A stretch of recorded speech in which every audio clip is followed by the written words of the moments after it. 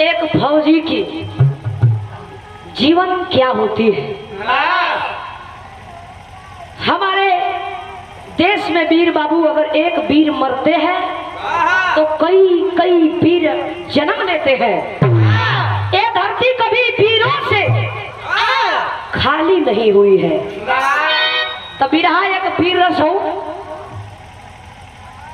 थोड़ा सा देखा ढोलक तो भैया इनकर देखा कर काम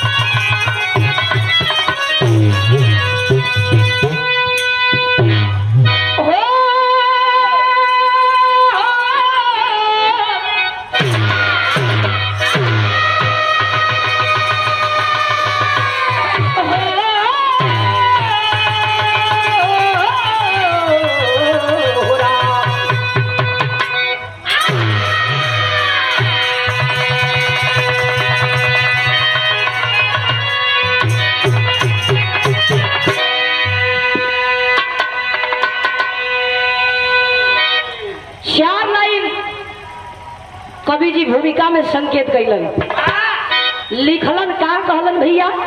आइए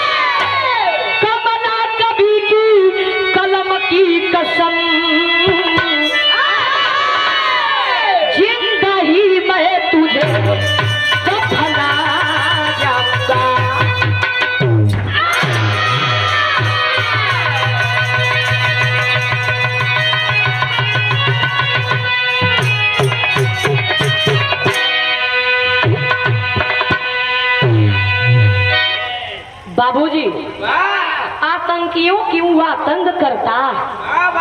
मेरे भारत पे कैसा सितम ढा रहे हो। रईसी का फायदा उठाते हरामी। जिस दिन कयामत पे आ जाऊंगी कमला कवि की कलम की कसम जिंदा ही मैं तुझे दफना जाऊंगी। बाबूजी लेकिन हमरे बिरहा में एक कव्वाली का टुकड़ा मास्टर आवा कौन गीत बा।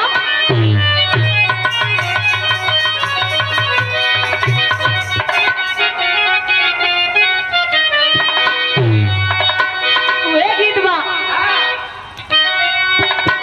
कहना है अरे उठो मुसलमान नमाज पढ़ लो। अरे उठो मुसलमान नमाज पढ़ लो। अभी मेरा सर कटा नहीं।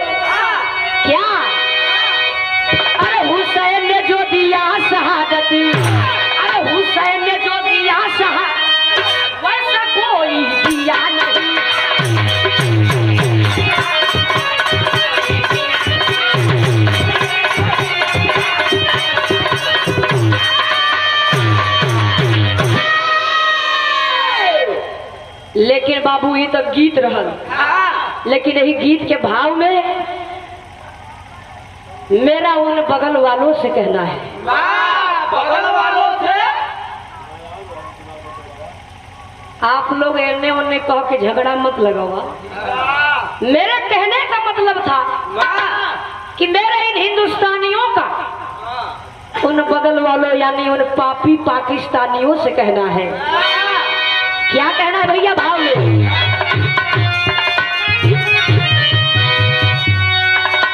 अरे बनता है तू वीर लड़ाकू, अरे बनता है तू वीर लड़ाकू, सामने से लड़ा नहीं।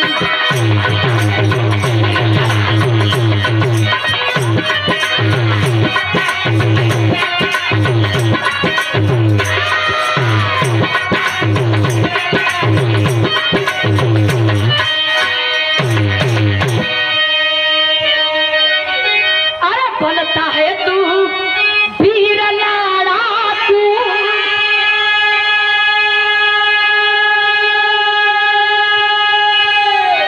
अरे सामने से लड़ा नहीं। अरे पाकिस्तानी ये सब लड़ा जाएगा। अरे याद करा दूंगी छठी का दू, अरे याद करा दूं छठी का दू, मर्द से पाला पड़ा नहीं।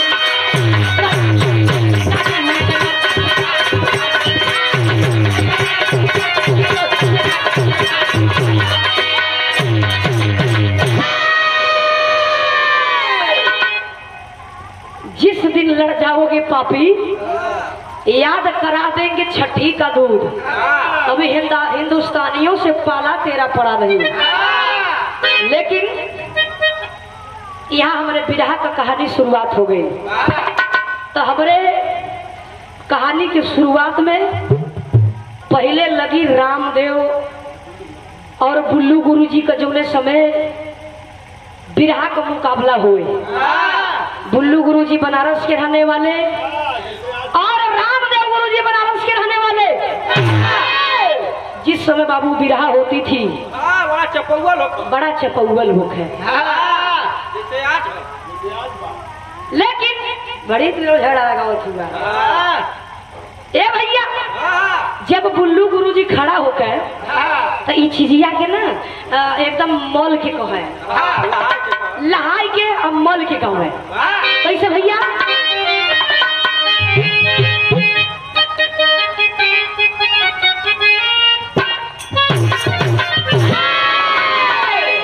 कहे के पड़ल,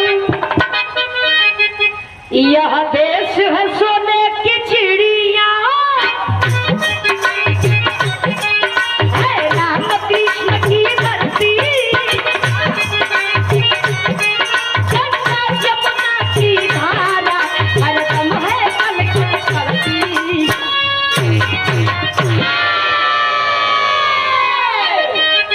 एक लाइन आउल का है, इस देश का बच्चा बच्चा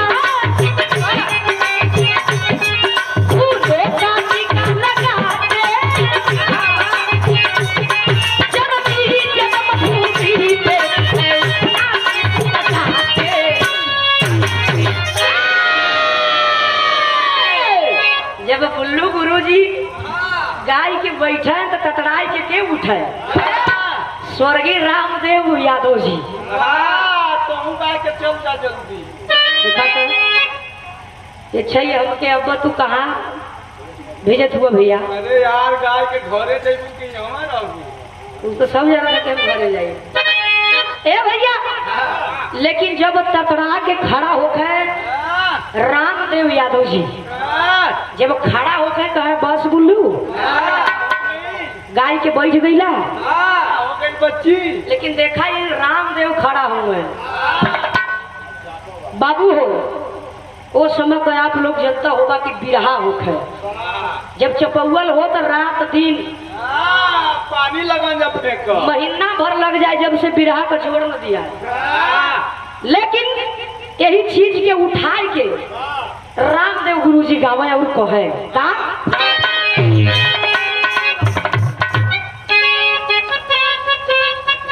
कहे हो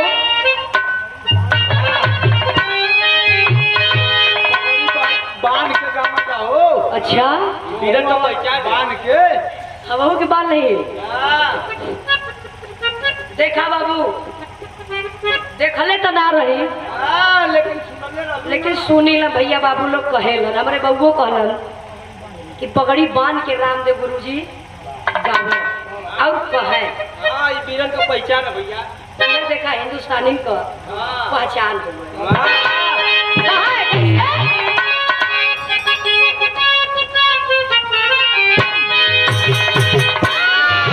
ये कहानी कहाँ के बा आप लोग गौर करिया कहना है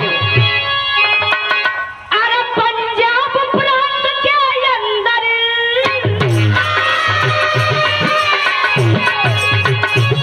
हरियाणा में है सतना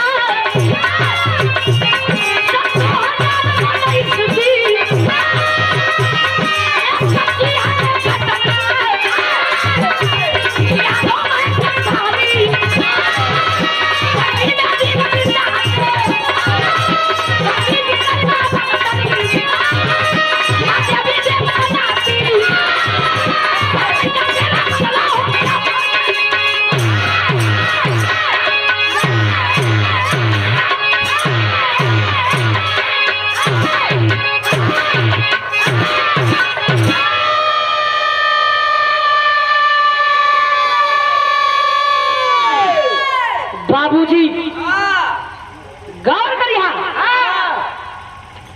यह देखा पीरन का निशानी है जब ठेका पर ठेका धाई धाई बोला ला ना हाँ, तो जनई। इधर पूरा शरीर में रवानी आई जाले हाँ, गोरी फेर के उदास हो जाता।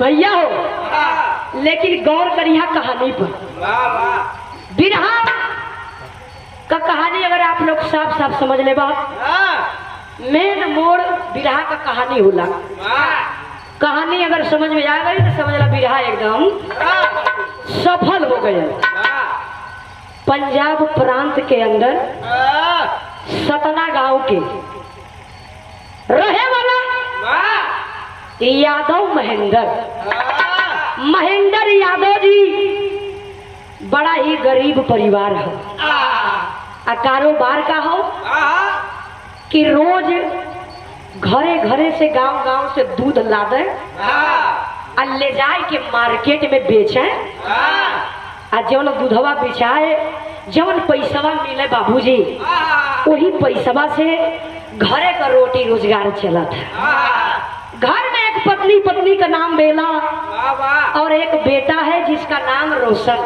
वाह, रोशन गरीब महेंद्र तो हुआ बाबूजी हाय, हाय, हाय। लेकिन अपने बचवा के बड़ा लगन से आप बड़ा मेहनत से पढ़ावत हुए। वाह, रोज जाए दूध लेके मार्केट में बेचे तो देखे खातिर पेपर में पढ़े खातिर न्यूज में देखे खातिर और बाजा में सुने खातिर रोज यह मिलत हो कि हमारे देश के जवान फौजी वीर कभी 2 कभी 4 कभी 10 कभी 12 रोज मारे जा रहे हैं। दिलवा में बड़ा करेजवा में बाबू बाण जैसन लगल है बतिया आ गई कि हमारे देश के जवान हिंदुस्तानी फौजी हम और हमारे हिंदुस्तानियों के लिए जा करके बार्डर पर पहरेदारी करते हैं।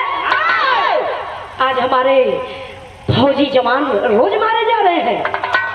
इतना बाबू बतिया कह के माई और बाबू यानी महेंद्र भगवान से यही कामना करत हुआ, यह दुआ मांगत हुआ कि हे प्रभु हो, हे दुर्गा माई, हे काली माई, हे भवानी माई, हम अपने बचवा के पढ़ावत ही, लेकिन अगर नौकरी देबो करिहा तो हमरे लड़का के फौजिया का जवान बनैहा, अन्यथा फौजी का जवान अगर ना बनावत होई तो कोनो नौकरी मत दिहा। इतना कह के बाबू देखा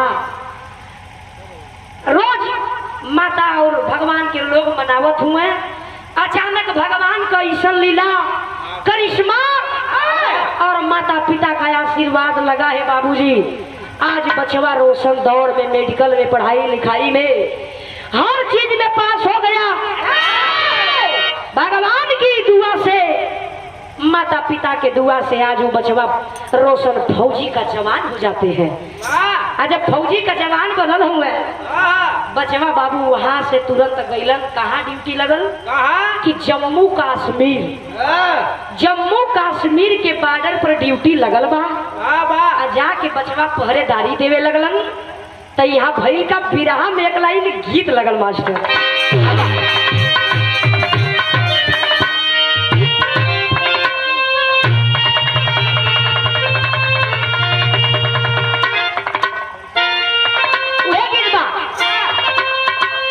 बड़ा पुरानी गीत है लेकिन लहर एकर बाबू एकदम तजे है।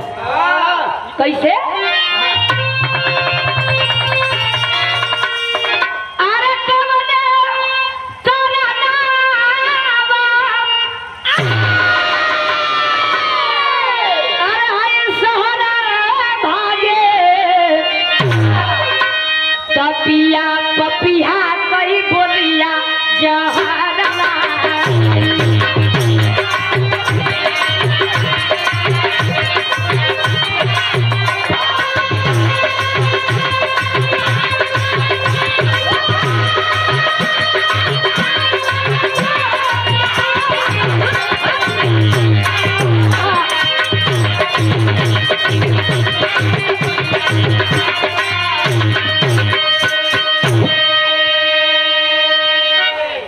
तब गीत रहल।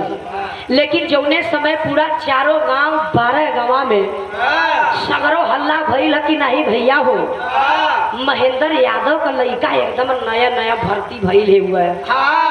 जेकर बाबू बिटिया लड़की सयान है, बिटिया बहन सयान है, लोग दौड़ानी को हो गईलन, यानी शादी करवाओ खातिर।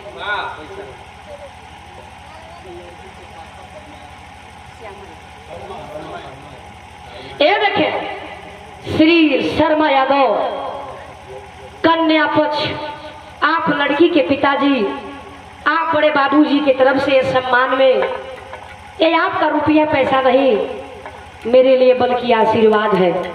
ऐसे ही अपना आशीर्वाद आप लोग बनाए रखिए। आप लोग का आशीर्वाद हो, हम कलाकारों के और कुछ ना चाहिए बाबू, बस आप लोग का दया दृष्टि आशीर्वाद ऐसे ही बनल रही। हम आपका सेवक है, जा आप लोग भगवान हुआ, बस मौका ऐसे ही मिलत रहा, आप लोग का दर्शन हमारे पावत रही जा, यह बस आप लोग से कामना हो। 100 रुपया दे के पुरस्कार सम्मान कहीं आपके बार बार प्रणाम, साथ में सभी से आशीर्वाद के कामना बा। ए बाबू, लोग महेंद्र यादव के दुआरी पर रोज दौड़े लगलन, यानी इतना लोग दौड़त बना कि भइल का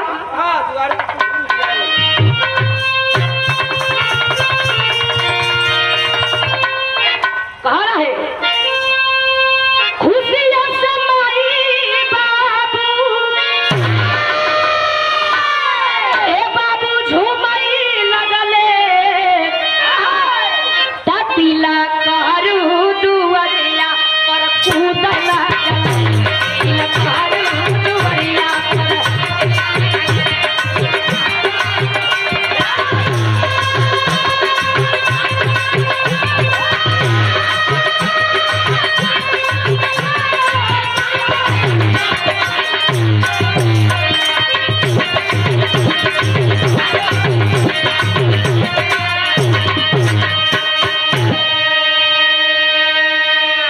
खुशिया से माई बाबू झूमे लगल, आ तिलकहरू दुआरिया पर रोज लगल, यानी इतना लोग दौड़े लगलन कि जितना महेंद्र यादव का दुआर हो, दो चार पलवा माटी खत्म हो, पूरा दुआरे पर एकदम धूल उधराए लगल।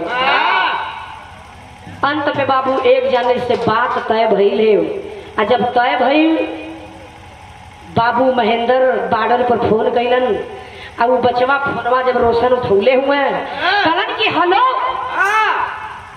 कलन की रोशन हम तोहर बाबू बोलत है। रोशन फौजी कहते हैं कि हाँ बाबू पा लगी, और बतावा का हाल चाल बा। सब ठीक हो बचवा, लेकिन हमरे मन में इच्छा रहल कि तू फौजी का जवान हो जा। तो फौजी का जवान हो गईला, लेकिन एक ललसा और लाल। रोशन बचवा कलन की वो का बाबू कलन की बचवा हम तुहार शादी कर चाहत ही ए बदे कि हमहू बुजुर्ग हो गई आ तोहरे माई के अब आँख से दिखाई उखाई देत नहीं, तोहर माई बुढ़ा गई बचवा, खाना होना नहीं बनत। यही से तोहर शादी एक जाने से हम तय कर दिले ही आ तोहके बस आवे के हो और शादी करे के हो। देखा बाबू रोशन बॉर्डर से आयल हुआ आ जब आयल हुआ तो सदिया होत कहाँ बा बताइए।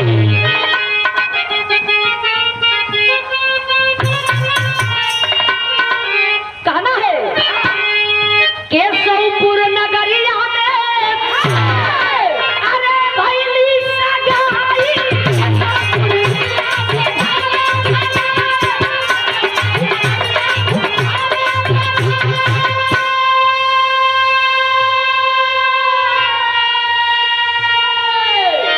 केशवपुर गांव में सगाई भइल और शादी भइल। आ जब शादी भइल तो भइल का बन करके दुल्हन जोटी ससुरे में आई।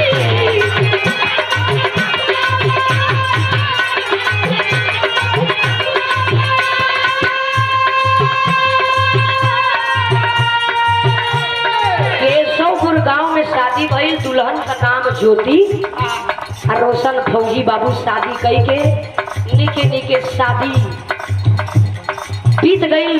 आ जब दुल्हन के लेके रोशन अपने घरे आयल हुए तब भइल का अरे चन्ना चन्निया के सुनई लगले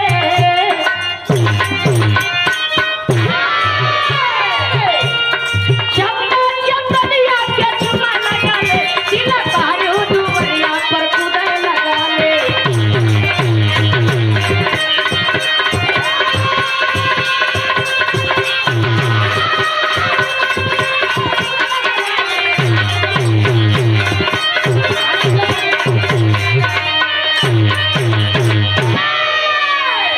बाबूजी दुल्हन ज्योति आया नहीं घरे।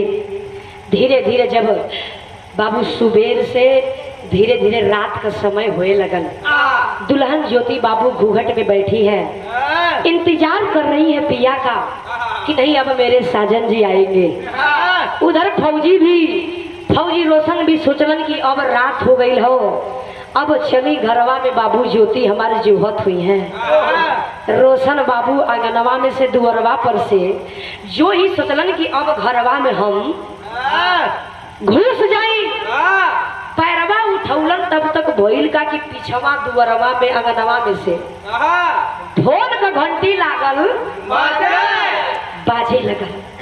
तब बाबू रोशन घरवा में ना घुसलन हो बल्कि बहरवा निकल के आ गईलन फोनवा तो उठौलन। आ जब फोनवा उठौलन कलन की हेलो कौन बोल रहे हैं, बाबू उधर से आवाज आती है कि मैं बॉर्डर से मेजर फौजी बोल रहा हूँ। तुम रोशन फौजी बोल रहे हो ना? जब इतना बतिया वजिया सुनलन रोशन कलन की हाँ सर। जय हिंद सर। बोलिए सर मेरे लिए क्या आदेश है? मेजर फौजी बोलते हैं कि तुम्हें अभी जल्द से जल्द बॉर्डर पर आना होगा, क्योंकि पापी पाकिस्तानियों ने हमला कर दिया है। तुम्हें ही नहीं बल्कि पूरे फौजियों को मैं बुलाया हूँ। पूरे फौजियों को अभी जल्द से जल्द बॉर्डर पर आना होगा। जब इतना बतिया बाबू फौजी सुनल रोशन हो एकदम मनवे थोर हो गया। सोचे लगलन कि बारे भगवान ही कैसन दिन देखावत हुआ। एक तरफ है मेरी दुल्हन, एक तरफ है मेरी माँ। मैं जाऊं तो जाऊं कहाँ? मन निराश सोचत हुआ। तब तक घरवा के दुवरिया से आड़ से बाबू सारी बतिया बुढ़िया महतरिया सुनत रहली। आज जब सुनत रहली तब भागल भागल अपने बचवा रोशन के लगवा अली कले की बेटा हो ए बचवा हमार बात सुना। माई कहे का कलिन भैया भाव बदल गई। हाँ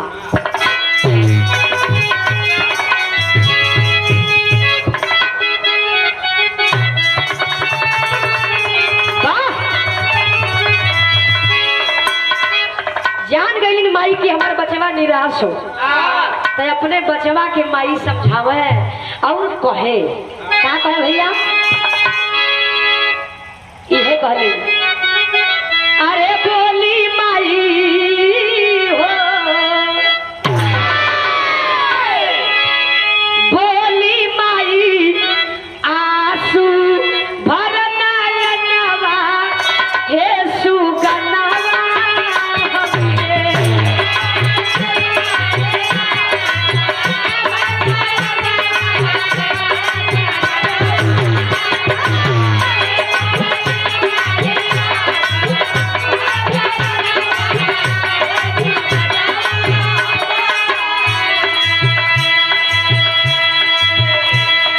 कलिन की ये हमारे सुग्गा ये हमार लाल ये हमारे हीरा मोती हो तोहार बाबू ही मत भूला कि तोहार बाबू बड़ा गरीबी में तो के पढ़ौना लिखौलन की बचवा हमारा फौजी का जवान हुई है तो ये देशवा का लजिया बताइए हमार लाल तो हमरो जिंदगिया एकदम तारन तार हो जाई तो कहा माई का बोली माई आंसू भरा नयनवा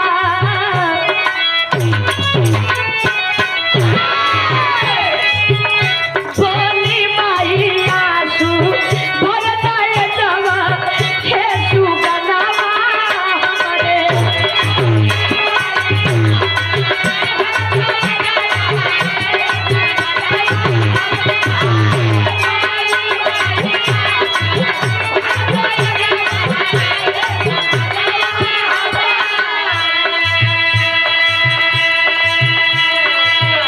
माई कहा कि लाल अगर ये समय भारत माता खतरे के निशानी में है कि हमन का देशवा सोने का चिड़िया बताओल गई हो लेकिन अगर आज बॉर्डर पर तू ना जाइबा तो आखिर में होई का बतावे जानवी के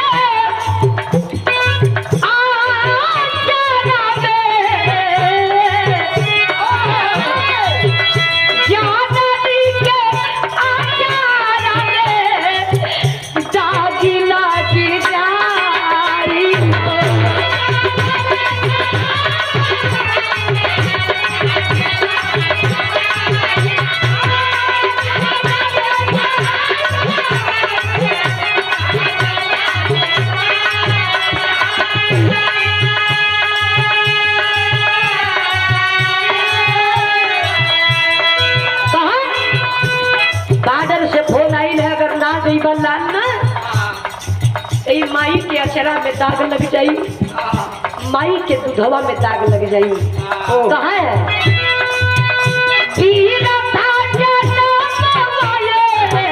बेटा हो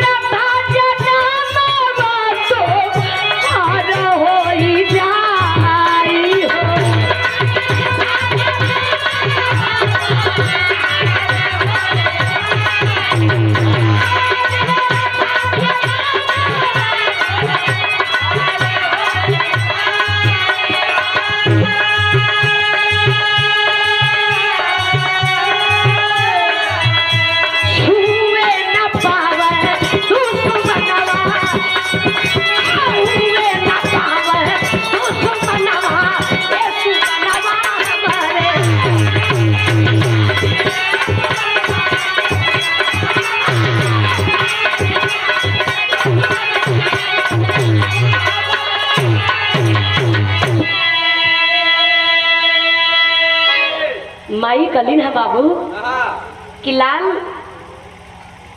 अगर ना जाइबा तो माई के अचरा में दाग लग जाई दूधवा में दाग लग जाई जब माई समझावत है तो वहाँ आई के बाद कि महेंद्र यादव रोशन का पिताजी आई गई आई के कहन की कार है फटकार के बोल रहा कहे से बाबू बाप ऐसे ही बोलबे करन लोग कि दुलार होला कार रोशन बॉर्डर से फोन आयल हो तो मन में का सोचत हुए थे तो क्या इतना गरीबी में पढ़ा लिखा के फौजी का जवान बनौली तो हो बॉर्डर पर लड़े खातिर आ तोहू रोवत हुए, अपने मैयो के रोवावत हुए, हमहू के रोवावत हुए, पूरा घरवा भर रोवावत हुए। तोरे शर्म नहीं लगत हो? अगर ना जाए के हो, ना जाए के हो तो हथवा में चूड़ी पहन ले आ चूड़ी का दुकान ले ले, लगा ले ठेला पर आ घूम घूम के बेचबे, कहबे ले लो चूड़ी, ले लो चूड़ी, ले लो चोली, ले लो बाटी। ई अगर कहबे तो तोके निक लगी। जब इतना बतिया बाबू रोशन सुलन एकदम पूरा रोम रोम गनगनाई गयल कि हमार बाबू हमके ऐसे कहत हुआ। आखिर याद अगर चूड़ी ना बेचबे तो चल तो के हम दूध बेच बेच के पढ़ौले, गांव गांव में घूम घूम के दूध ला ले जाके मार्केट में बेच। आज से हम न जाई बेचत तो ही जेबे बेचे बदे, चुपचाप बैठ के खाई। जब इतना बतिया रोशन सुलन बाबू तो भइल काम। तोरे जगह अगर हम रही, उनकर पिताजी बोलत हुआ यानी महेंद्र यादव की अगर तोरे जगह रही तो आखिर में करीब कहा तेरी में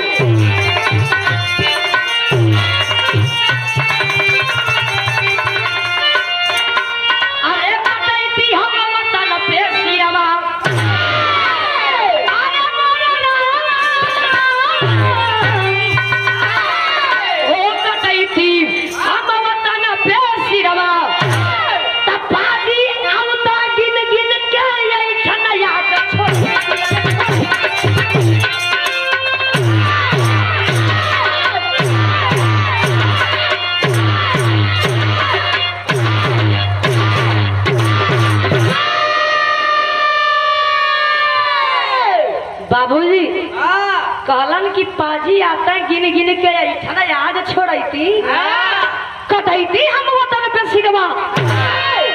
इतना बतिया जब बाबू रोशन का पिता महेंद्र यादव कहलन है, देखा बचवा एकदम तनतना के खड़ा हो गया। कहा अरे बाबू तू हमके इतना बड़ा मेहना मार देला। आखिर में बचवा जब तैयारी करे लगलन बॉर्डर पर जाए खातिर त घरवा में दुल्हनिया जेकर नाम ज्योति बतावल गई। ज्योति दुल्हन सुनलिन कि हमार सैया जी फौजी सैया हमार जात हुए, हमसे भेटियो न कैलन। आई के बाबू आरती का थाली लेके सामने खड़ा हो गई। खड़ा होके लगली ने आरती उतार है। आरती उतार के कहलिन कि हे सैया हो, तू तनको मत निराश होखा, तू अगर फौजी हुआ तो हमहू तुहार धर्म पत्नी है। जब तुहार दिल इतना बरियार हो तो हमरो करेजा एकदम बरियार हो। तू हमारे बारे में मत सोचा, आज तू हो भारत माई के लिए सोचा, भारत माँ के लिए सोचिए। बाबूजी जब तैयारी बना के चलल हुए, धीरे धीरे बॉर्डर पर जब पहुंचल हुए, जब पहुंचलन तो वहाँ सब फौजियन साथी लोगन से भेंट हो गई। जब भेंट हो गई तो देखा आज वीर चलल हुए तनतना। तब बिरहा में हमारे एक गीत लगल मास्टर, आबा कैसे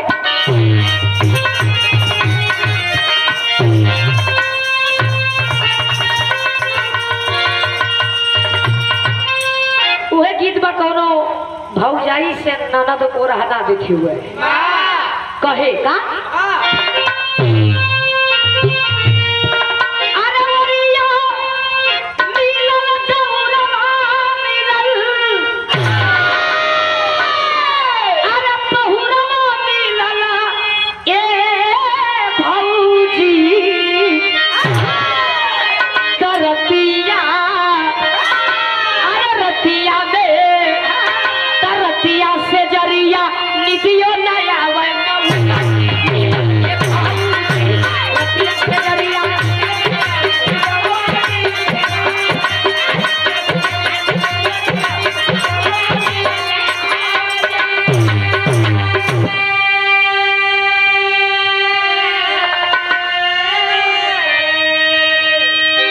गीत रहा। लेकिन देखा है जब पूरे बॉर्डर पर फौजी लोगन से भेंट भइल तो इधर हमारे हिंदुस्तानी के वीर फौजी तैयार है, उधर पाकिस्तानी। मेरे फौजी जवान, मेरे देश के प्रहरी रक्षक आज उन पाकिस्तानियों को खोजने लगे कि नहीं, आज वो पापी गद्दार देखते हैं कि कहाँ छिपे हैं। और जब छिपल बाबू खोजे लगल लोग तो भाई का पिरा में भाव लगल, कैसे कहना है, सुन के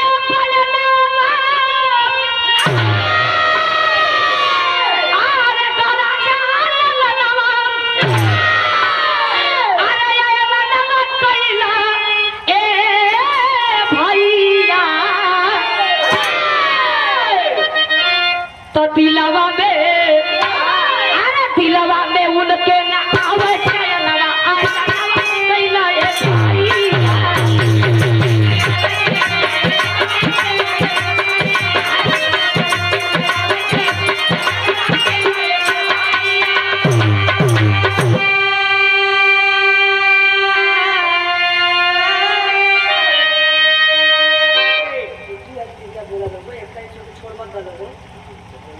डबलियावा लोग कैसे के नहीं बोलवा लोग। ए भैया दिलवा में उनके ना आवे छे नमा आयला नमा कैला ए भैया कैसे, अरे पातावा लगावे अरे फौजवानी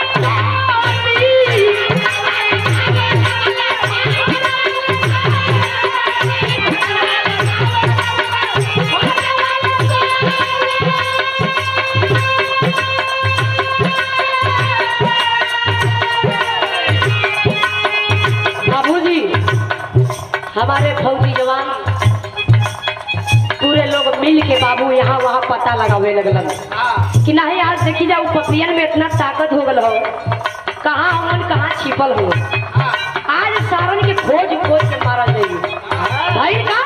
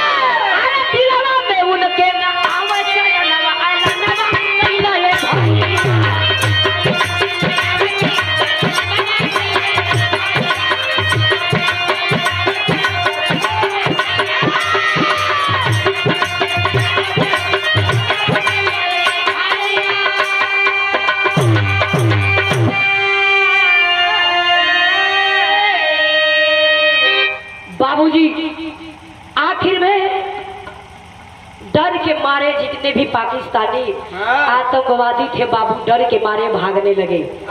जब भागे लगलन इधर फौजी दोनों तरफ से गोला बारूद बरस रहा है बाबूजी। अंत में हमारे हिंदुस्तानियों का पलड़ा भारी पड़ गया, क्योंकि मेरे देश में बाबू, मेरे देशवासी फौजी इतना गोली, इतना बम, इतना बारूद चलौलन की अंत में वो पपिया पाकिस्तानिया पीछे हट गई। जब हटल हुए तो इधर फौजी साथी रोशन के कहे कि आगे मत बढ़ो, आगे मत बढ़ो, नहीं मारे जाओगे, आओ लौट चलो, हम लोग जा रहे हैं।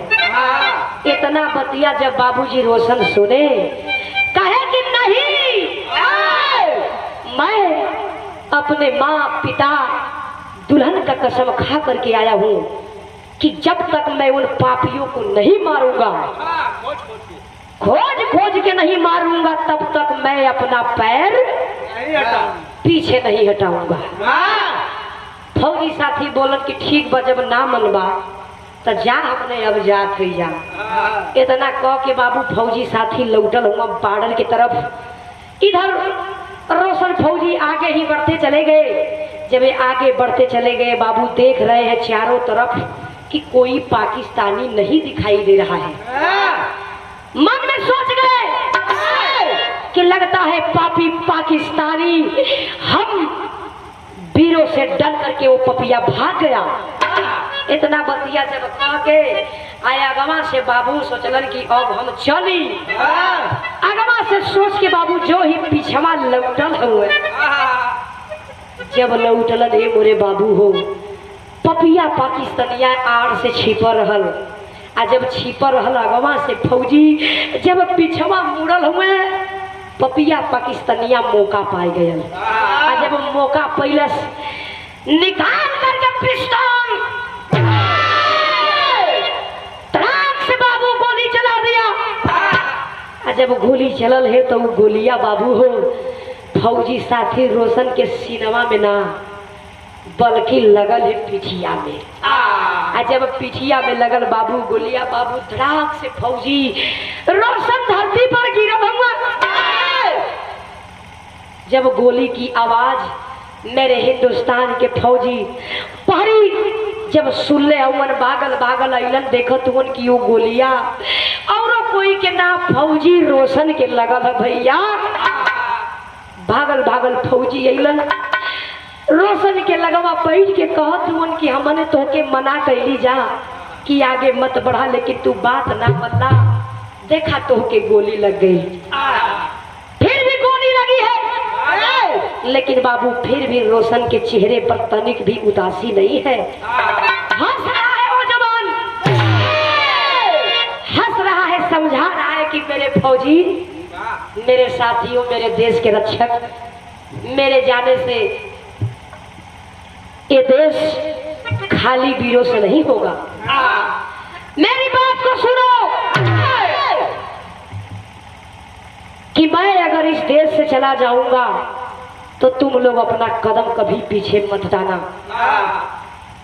इतना बतिया कहलन है, उठा के फौजी साथी रोशन के लेके बाबू कैंप पर गयल हुआ। और जब कैंप पर लेके पहुंचल हुआ तो देखा वहां मेजर साहब फौजी सामने आयल हुआ।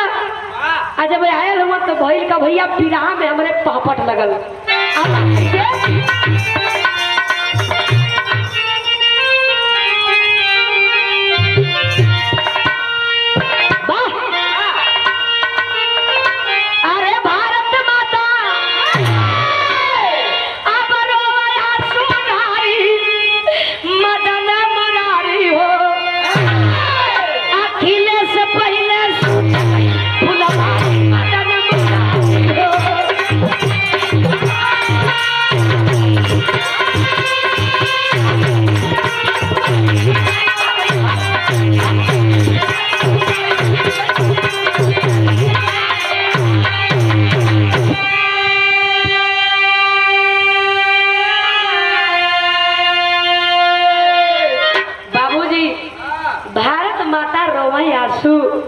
धारी मदन मुरारी हो, अखिले से पहले सूख गई फुलवारी मदन मुरारी हो।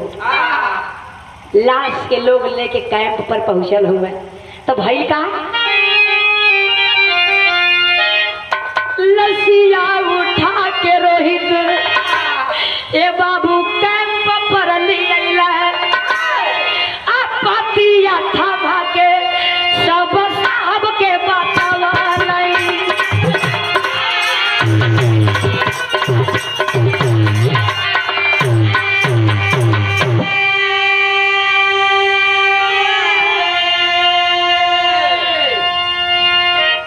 ए बाबू आखिर में पतिया यानी पाती में रोशन अपने माई और बाबू अपने दुल्हन खातिर कुछ बात लिख ले हुआ। जब वो पाती मेजर साहब के हथवा में गई है, खोल के जब पतिया पढ़े लगल, बाबू देखा अखिया से झर झर आंसू गिरे लगल। मेजर साहब रोने लगे और कहने लगे कि बारे वीर रोशन, अगर वीर पैदा हो इस धरती पर तो तेरे जैसा, आज तुझे हम सलाम सलूट करते हैं। इतना कह के बाबूजी देखा भइल का आज लाश के, रोशन के लाश के बाबू सजा के तिरंगे में लेकर के फौजी जवान चलल हुए।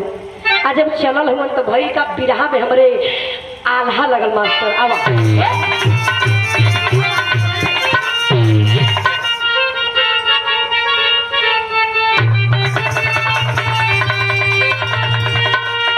कहना है, गौर करिएगा। अरे धान्य हमारे देशवा के, अरे शेरवा सपूतवा बाबू,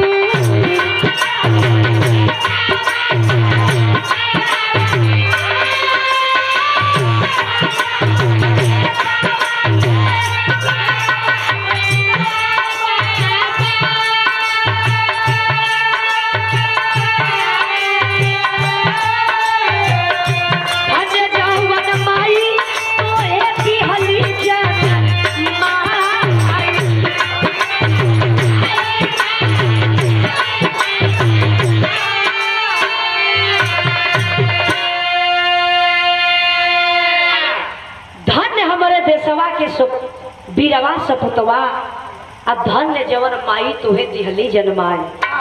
आज पूरे देशवासी बाबू, पूरे मेरे फौजी, मेरे देश के पहरी रो रहे हैं और मन में ही बात आ रही है। क्या?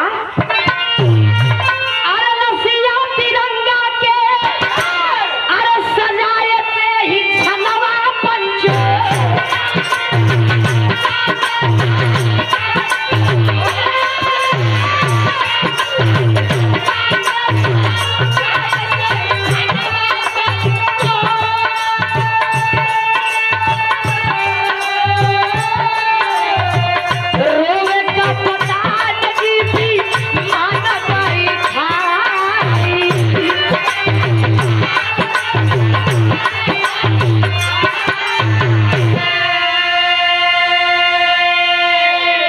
विमान पर लाश को बाबू तिरंगे में लिपट करके सजा करके मेरे फौजी जवान विमान पर लेकर के बैठे हैं।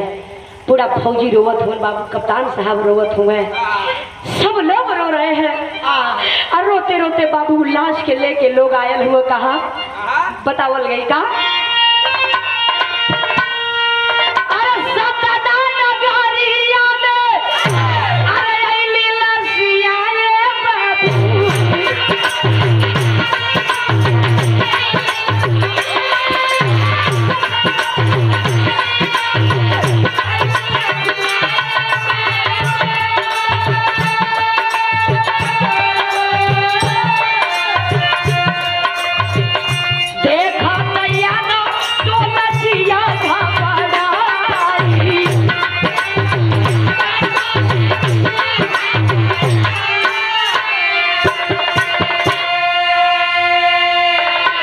बाबूजी लाश को लेकर के फौजी मेरे जवान धीरे धीरे जम्मू कश्मीर बॉर्डर से आया लंबा, धीरे धीरे रोशन के गांव में जब लाश आई हो, पूरा गाड़ियन के पीछे पीछे पूरे गांव जवान लग गए।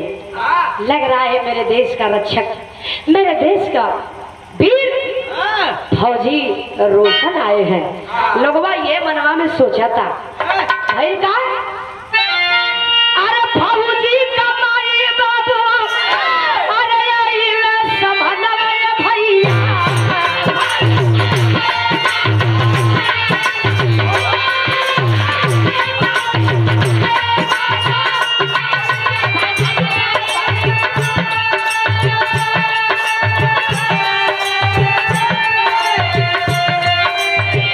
दिए का पतान जी हो पतिया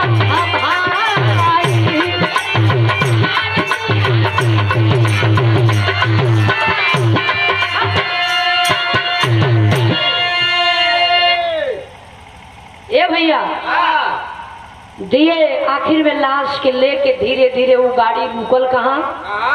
फौजी के घरे, रोशन के घरे। जब वो गाड़ी रुकल बा, घरवा में से गाड़ी का आवाज सुन के उनकर बाबू बुढ़िया महतारी डंडा ले ले हाथ में बाबू ठेगत ठेगत आवत है।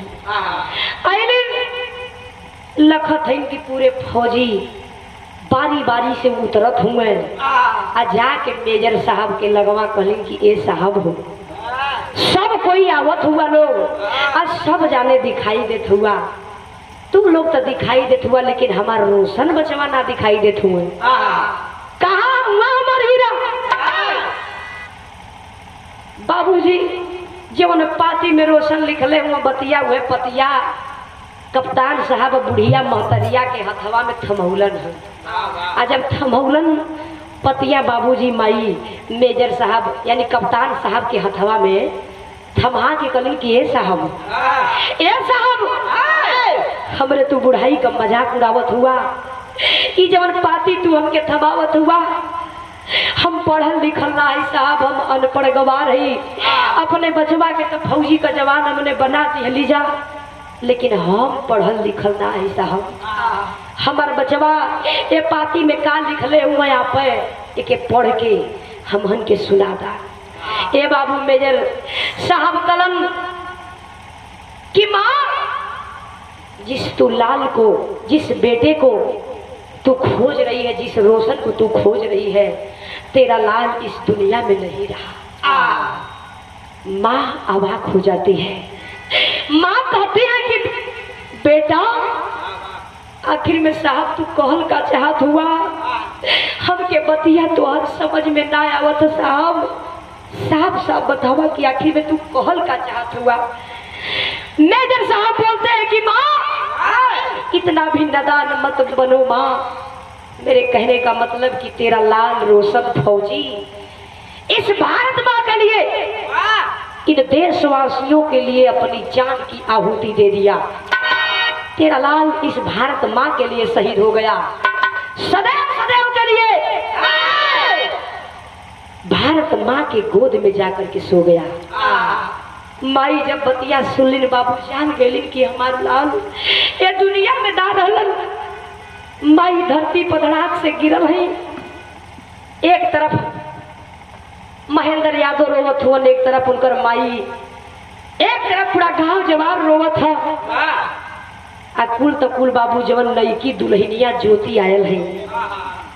जब सुनले इन घरवा में से भागल भागल आइलिन अपने स्वामी के चरनिया पकड़ के रोवत है, अपने हथवा का चूड़िया फोरत है और रो रो के यह बात कहलिन।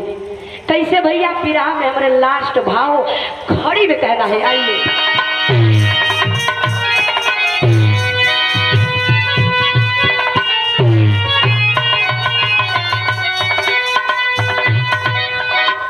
ज्योति रोवत है, आइए बात कहलिन का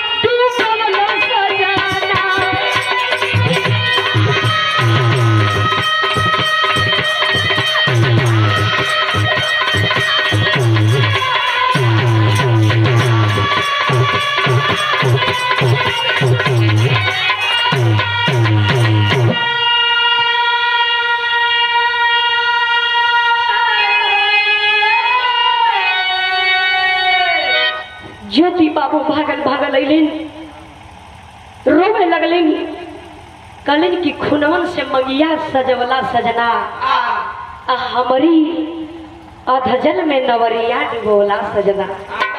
ये स्वामी हो देखा अभी न हथवा का मेहंदिया न देहिया का हरदिया ना छूटल स्वामी, तब तक कौन अधजल में हमनी के छोड़ के आप चल गईला। इन नैया का खेवैया के बनी है स्वामी। रोवे और रोवत रोवत बाबू आखिर में मन में ठान लेती है। ज्योति कहती है का कलिन भैया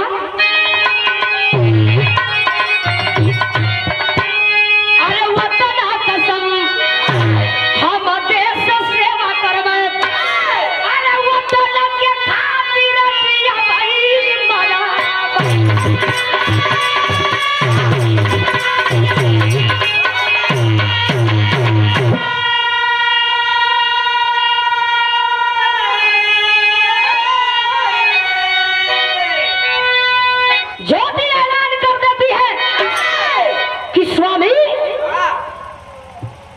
इस तरह इस देश का सेवा करते करते आप अपने जान को गवा दिए। इन देशवासियों के लिए, भारत माँ के लिए आपने अपना जान गवा दिया इस देश का सेवा करते करते। लेकिन मैं भी कसम खाती हूँ कि वतन कसम मैं देश सेवा करूंगी और इस देश के लिए जीऊंगी और इस देश के लिए मरूंगी। भाई का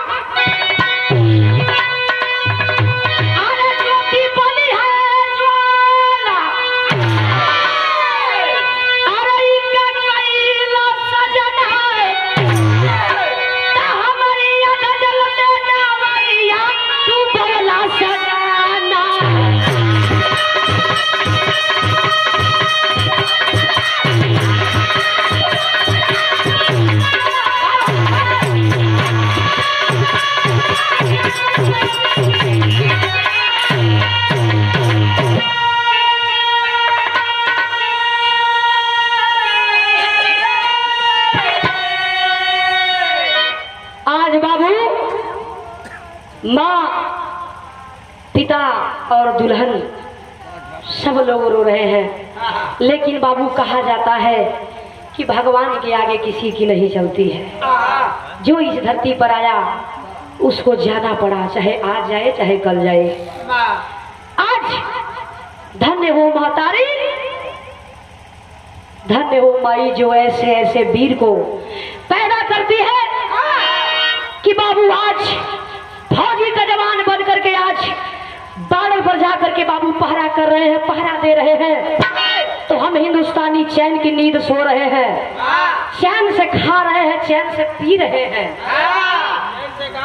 और हम लोग बाबू कलाकार चैन से गा रहे हैं और आप लोग कुर्सी पर बैठ करके बिरहा का आनंद ले रहे हैं। तो आज हमारे फौजियों की देन है। तो ऐसे ऐसे वीर को हम सलाम करते हैं, सलूट करते हैं। जय हिंद, जय भारत। आखिर में बाबू कहानी का यही जगह से अंत होता है और लास्ट लाइन में खानदान का परिचय बतावल गई। कैसे?